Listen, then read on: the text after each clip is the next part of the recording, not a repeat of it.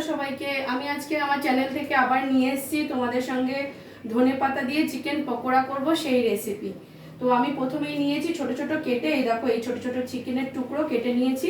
তো এর মধ্যে আমি আদা রসুন পেস্ট আর নুন দিয়েছি আগে থেকেই পরিমাণ মতো।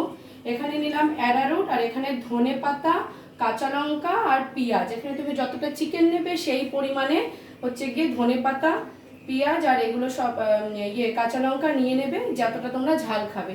আর যদি মনে হয় একটু বেশি ঝাল খাবে তো একটু এতে লঙ্কার গুঁড়ো দিয়ে দিতে পারো। তো প্রথমে আমি নিয়ে নেব এতে হচ্ছে গিয়ে একটু পরিমাণ মতো নুন। আমি আগেই নুন দিয়ে রেখেছিলাম, তো আমার মনে হচ্ছে আর একটু নুন লাগবে। তারপর আমি এতে ধনেপাতা আর পেঁয়াজ যেটা একসঙ্গে পেস্ট করে রেখেছি সেটা আমি নিয়ে নেব। পুরোটা আমি দেবো না, কারণ অনেকটা বেশি হয়ে গেছে দেখে মনে হচ্ছে।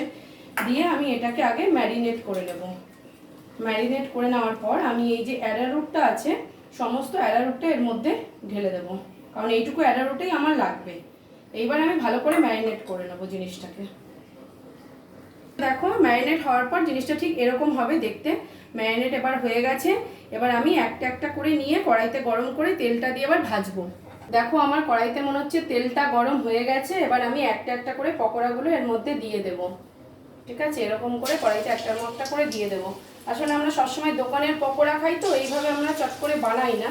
কিন্তু আসলে আমার বাড়িতে ছোট একটা বাচ্চা আছে, ওই বাচ্চাটা একটু পকোড়া খেতে ভালোবাসে, তো বিভিন্ন রকম বায়না করে, তো তখন আমি এই উপায়ে পকোড়াটা বানানো স্টার্ট করি। তো এটা মোটামুটি আমাদের বাড়িতে ভালোই খায়।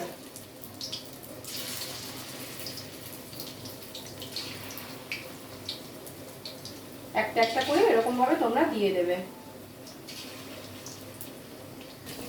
তো বন্ধুরা দেখো সবাই পকোড়াগুলো ভাজা হচ্ছে। এরকম গ্রিন গ্রিন কালারের পকোড়া ভাজা হলে কত সুন্দর লাগে দেখতে দেখো, আর যথেষ্ট অ্যাট্রাকটিভ হচ্ছে ভাজাটা, আর খেতেও টেস্টি লাগবে, যারা খায় তারা জানে।